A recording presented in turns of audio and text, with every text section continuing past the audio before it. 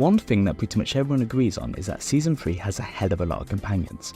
The exact amount is a point of contention, but the most conservative estimates would say 5 companions, and the most extreme would say about 9. I personally say there's 8 that count as companions, but it's down to personal preference. As I said though, despite the number being debated, either way, Season 3 has a lot of companions. So today we're going to look at just who they are, and just why that is.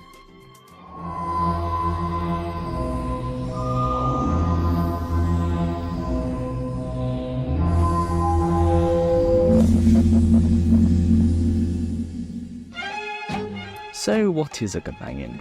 Well, there isn't any agreement, which is what makes defining a lot of Doctor companions quite hard. The obvious rule is they travel with the Doctor in the TARDIS for multiple adventures, but then that excludes people such as Liz Shaw, who seem so obviously a companion, and includes people like River Song and Jackie Tyler, who are far more generally considered to be recurring characters.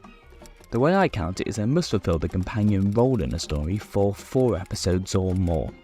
It's not a perfect definition, and defining exactly what the companion role is isn't the easiest, but generally it's someone who joins the Doctor on an adventure and helps him along the way. Jackie Tyler, for example, does this in Army of Ghosts for a brief period as a bit of a gag, but then subsequently returns to a usual supporting role, so it's not even an episode this happens.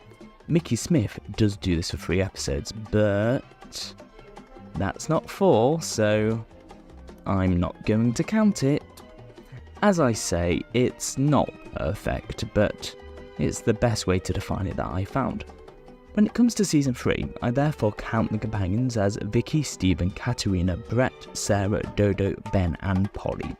There's one more disputable companion in the mix that makes up some people's list of 9 companions, and we'll cover them in a bit, but my usual rule of thumb discounts them. So let's take a look at each of our 9 possible Season 3 companions. We start with Vicky. She's one of our 2 holdover companions from Season 2, and she was first introduced in The Powerful Enemy, the first episode of The Rescue. By the time Season 3 began, she had been a companion in 30 episodes. She was played by Maureen O'Brien and came from 25th Century Earth, although she was discovered on a crashed spaceship on the planet Dido. Vicky was intended as a replacement for Susan Foreman after Caroline Ford decided to leave after just a year. Therefore, Vicky was created to fulfill the same kind of role as the kid who got into trouble and was meant to slot directly into the first Doctor, Ian and Barbara TARDIS team without too much disruption. While expanded media gives Vicky the surname Pallister, the TV show never gives her any more than the name Vicky, so as far as I'm concerned, her surname could be anything. It could be Vicky Smugglers, for example. The fact that she wasn't given a surname by the production team, though, does speak volumes about just how much they valued the character. Production-wise, The Mythmakers was the beginning of Season 3, and it was also Vicky's last story. This is because Maureen O'Brien dared to argue with new producer John Wiles, and he decided to assert his dominance over her by firing her and writing her out of the show as soon as possible. She was still contracted for several episodes, but Wiles terminated this because he wanted her gone.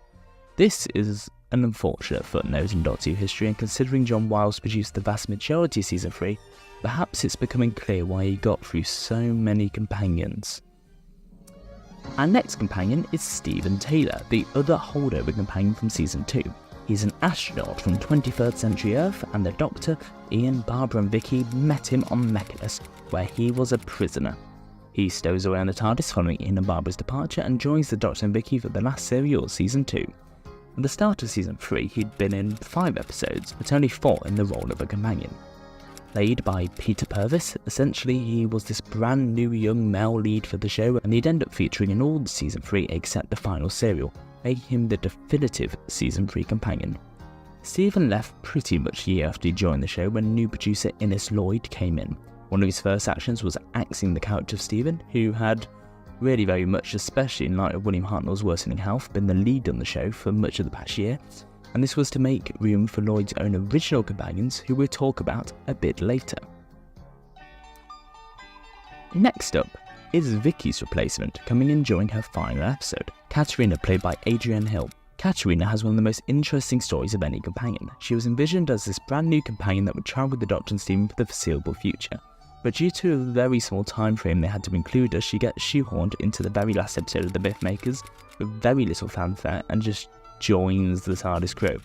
However, before filming even began, John Miles had made the decision that the character was unworkable due to the fact she comes from ancient history, and made the decision to axe her. Bear in mind at this time, Maureen O'Brien hadn't even filmed her departure yet, and her replacement was already being axed. So, as the first 3 episodes of the Daleks' Master Plan had already been written with Katerina, Terry Nation was instructed to kill her off in the 4th. It would have been possible just to erase Katerina from history altogether and have Vicky stay on for those 4 episodes until this point, but the reason it seems that they didn't, despite that making a lot more sense, is because Terry Nation was reluctant to do rewrites because he was a grumpy old man, and because John Wiles really disliked Maureen O'Brien. This meant that the character's entire journey had been written before Adrian Hill had even been cast, and due to the complications of Katerina's death scene, requiring a pre-recorded film sequence, this meant that when Hill was finally cast, the first thing she filmed in the role was her own death sequence, before joining William Hartnell, Peter Purves and Maureen O'Brien in the studio for the taping of the Mythmakers' final episode. Katerina as a companion therefore is entirely stunted by the fact she has an incredibly little amount of screen time, and then is just fridged. Her character barely develops and she has very little to do. There was an immense amount of potential though that Wiles just didn't see. Although it was harder to write a historical companion, especially one just quite as historical as Katerina, if utilised correctly, it could have really heightened the sense of exploration and adventure, as everything new is an amazing discovery to her. Instead, the show just paints everything being new and confusing and being troubling to her, and the Doctor and Steven just find this annoying. There was so much more potential here that was just wasted. It's a shame really. However, as she's such a blank canvas, anything goes. I personally choose to believe Katerina was a lesbian. Why? I don't know. Why not? I think Vicky's surname's Smugglers. Next up, we have a more contentious one. It's Brett Ryan, played by Nicholas Courtney. Yes, that Nicholas Courtney. Yes, Brigadier Alistair Gordon, Lieutenant Stuart Nicholas Courtney. As I said before, this one is a bit contentious. Some people argue he's a companion, and some people argue he isn't. For the first 4 episodes of the Daleks' Master Plan in the context of the story, he's as much of a companion as Steven and Katerina, which is why I, and many others, would consider him one. However, a lot of people don't think he is because he's only in 4 episodes and just a third of a single story. However, Katerina is in just 5 episodes overall, 4 of which are the same episodes as Brett, and she is far less active in those when it comes to being in a companion role. Some would also argue that Brett was never intended to be a companion when Katerina was. He just ended up filling the companion role during these episodes because the writers had no clue what to do with Katerina herself. This video is called The Many Companions of Season 3, so either way, companion or not, we're going to stretch that definition as far as it can go. And don't worry, we stretch it further than this.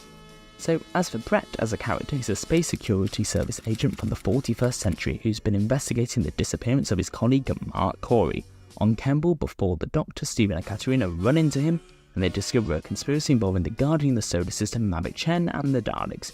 Brett is instrumental in these early episodes and is pretty much the protagonist, which makes it all the more shocking when at the end of episode 4, just 15 to 20 minutes or so after Katerina's death, Brett is killed after being discovered to be a traitor to the Space Security Service, siding with the Doctor against Chen. The agent who kills Brett in cold blood is his sister, Sarah Kingdom, who, incidentally, is our next companion on the list. So Sarah, played by Jean Marsh, is the primary companion for the Daleks' Master Plan. She's introduced in episode 4 as pretty much Katerina's replacement. But because Brett was filling in for Katerina in practice, Brett goes too and Sarah replaces them both. She stays on for the rest of the Daleks' Master Plan, appearing in 9 episodes in total, incidentally the same number as Dan Lewis. Sarah is awesome. Just like Brett, she's a Space Security Service agent, but this time, she's a woman. And it doesn't really matter. They've essentially just kept writing Brett Vine for the remainder of the serial, but called him Sarah Kingdom and got G. Marsh to blame.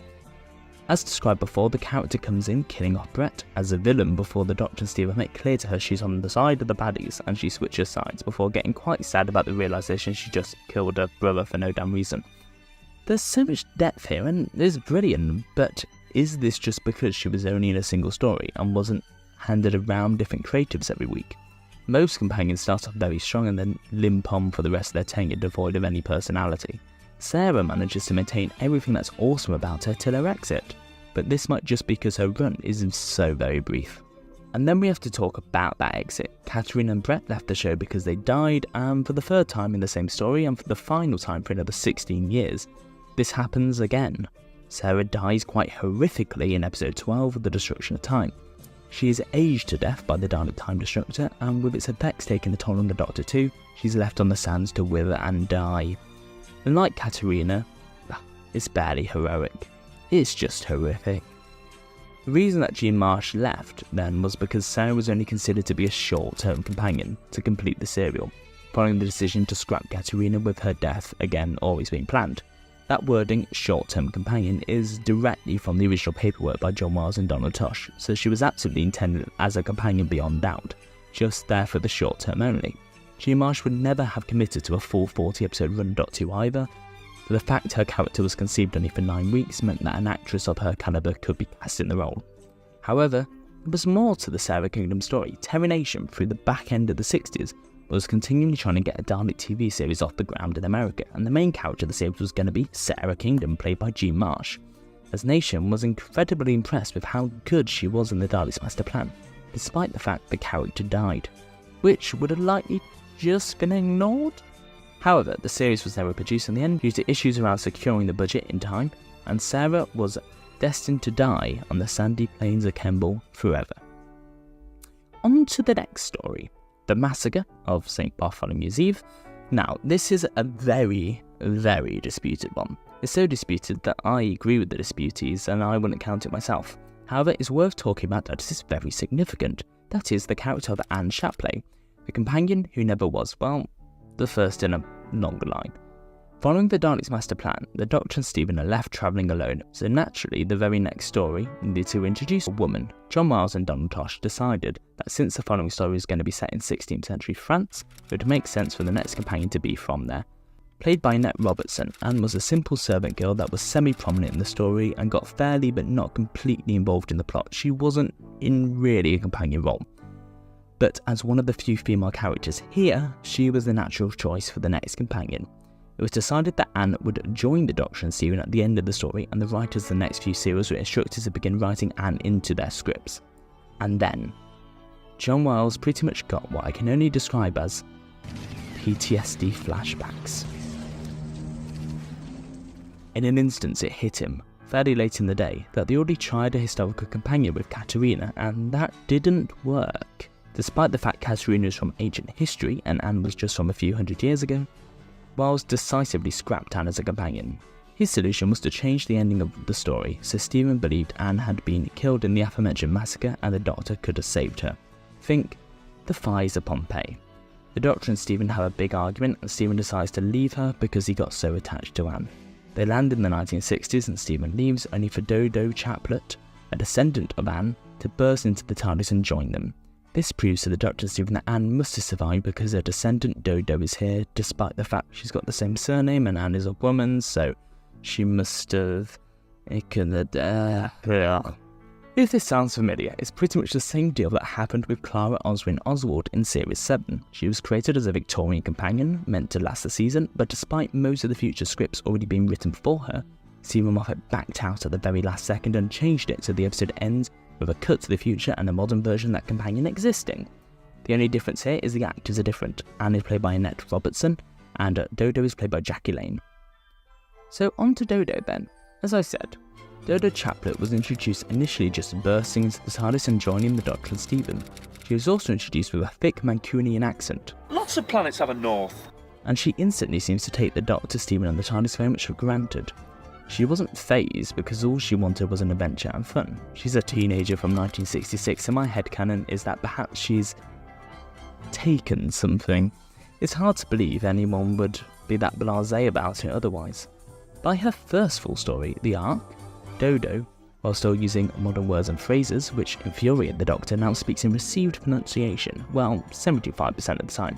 This was because the BBC higher-ups were unhappy with having a companion with a northern accent after the taping of the massacre. They instructed the production office to change Dodo's accent. For some reason, perhaps as a protest, Jackie Lane never really did many interviews, so we're not sure. Dodo kept slipping in and out of the Mancunian accent during the first couple of episodes. A possible explanation for this is because the Doctor is seen berating Dodo for her use of modern language throughout the arc. Perhaps between the stories, the Doctor tells Dodo she can only join him in the TARDIS if she gets rid of The appalling mongrel dialect.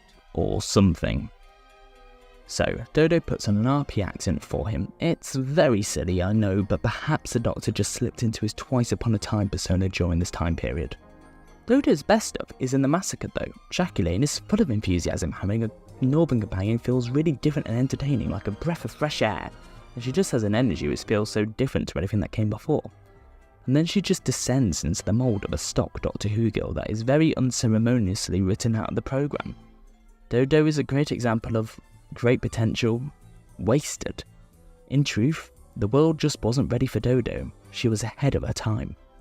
So why did Dodo leave? Well, to find out, we need to take a look at two more companions first. Yes, we're going to look at them together, because they come and travel and leave as a pair.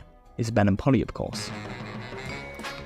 Now, by this point, we have a new producer, Innes Lloyd, so we just got rid of Steven. Steven's left at the end of the Savages, and the Doctor and Dodo are now travelling alone together, where they find themselves on their next adventure in 1966 London, pretty much where Dodo's from. Two of them get involved in some strange going-ons at the post office tower, where they meet Polly, who's the secretary there. Polly's a wivet, hip, young woman from the 1960s, and who yet again feels like a breath of fresh air, and as soon as she appears, the story's entire focus shifts to her, and Dodo just fades away.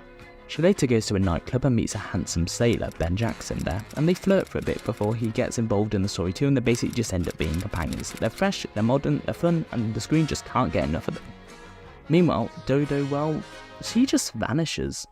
She's only in the first two episodes. She gets possessed by Botan, and then afterwards she gets a headache, so goes to a country house to recover from that headache. And that's it. Her last three companion departures all died in very dramatic ways with a blaze of glory, etc. But Dodo, she gets a headache and goes to recover. She is well, I hope. She says she's feeling much better and she'd like to stay here in London, and she sent you her love. Her love? There's gratitude for it.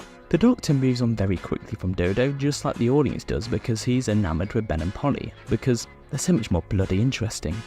Those lot get whisked away in the TARDIS to the smugglers, wonderful. That's the end of Season 3 though, but they do continue to the penultimate story, Season 4, a total of 36 episodes. They leave for pretty much the same reason as Dodo, ironically because Jamie comes along. The writers and audience are way more interested in him and he steals all the limelight, and Ben and Polly again fade away before they very hurriedly get written out. If this video taught you anything, it's that being a companion actor in the 1960s was brutal. So that's all 9 companions, I think. Vicky, Stephen, Katerina, Brett, Sarah, Anne, Dodo, Ben and Polly. As I say, I don't count Anne, but she's important to talk about here, but the rest I do count. So, what a season. I've enough now of the playing with the fire. I've enough of all your so-called adoration.